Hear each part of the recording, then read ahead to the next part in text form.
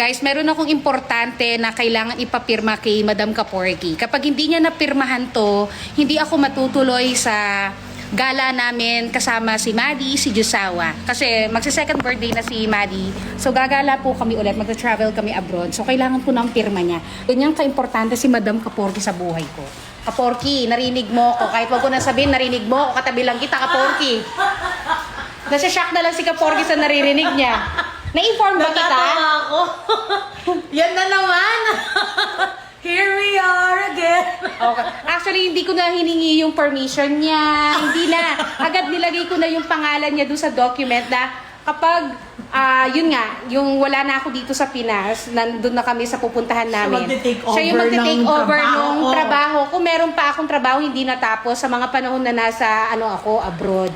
Hoy, wag kang kain-kain lang dyan, narinig mo ko. Nasulat ko na yung pangalan mo, pirma na lang. Huwag mo sabihin no, huwag mo sabihin yes, pirma na lang. Ay, sorry. Ano yun? Wala akong karapatan? Wala akong karapatan. Oh. Wala akong karapatan? Wala, pirmahan mo yan. Ganyan kami dito. Ayoko. Magkano ba? Ay, gusto niya ng presyo. Magkano ba? Ay, may dala ko. Yung pinapadala mo sa akin. Ano, Guys, meron siyang hinihingi sa akin na almost 1K yon. Almost 1K ba yon? Mga ganon, 800, no? 7 plus 700. Last week, ni-remind niya ako.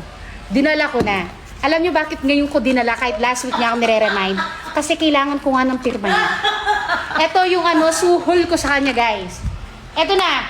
So kapag kailangan ako, sa mga panahon na wala ako dito, ikaw ang kokontakin ng school. Lagi naman. Lagi naman pag umaalis ka, ako yung sinusulat mo. Kahit wala akong pirma, ako pa rin. Oo, chinachat ko na, Porky. Pero sa Kahit mga wala panahon akong na chat yon, sa panahon na yon, ano pa natin, yung one vacation leave natin na bawal tayong istorbuhin. Kami mga deped, di ba may gano'n 1 month. Pero just in case, at least nandiyan yung pangalan mo, walang kawala, hindi ka pwedeng Tapos na po, boss. Tapos na, boss. Buti naman. Maraming salamat. Buti naman, alam mo yung pirmahan. Ano masabi Dalawa mo? na po yan. Ayan thank you so much, Porky Salamat din sa mga Pasalubong boss, ko, sa mga boss kong nanonood, alam niyo po sa yung guguloy niyo sa mga panahon wala ako sa Pinas. Salamat, Porky. Kain ka na. Baka na may baka naman may pasalubong kaming keychain dyan. Keychain ba ang gusto mo? Keychain na lang. Yung mura. Alam mo, meron pa ako mga magnet doon. Di ko pala napamigay yung mga magnet ko sa nandun pala sa Jurabox, ang dami. Yung mga magnet ng Hong Kong, di ko napamigay. Yun na pala yung pamimigay mo. Ikaw talaga kurimot ka. Yung Hong Kong. Sige, magnet na lang para medyo social. Hindi, iba pa yung Singapore, syempre. Nakalimutan pamigay yung red magnet, sis. Saan ba kayo pumunta? Yung Hong Kong yung last time. Kasi Kasi, Singapore pala walang Disneyland. wala.